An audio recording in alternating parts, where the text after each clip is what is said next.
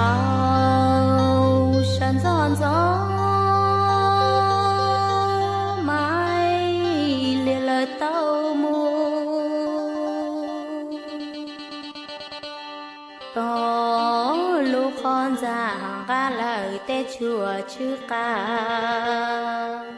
một gió cha trong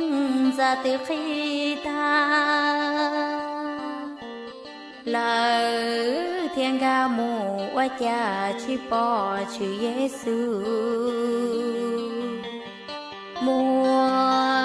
tí chữ lo hai trâu là hai tia cha nên tuân trìa nên chia tới cho nàng tuôn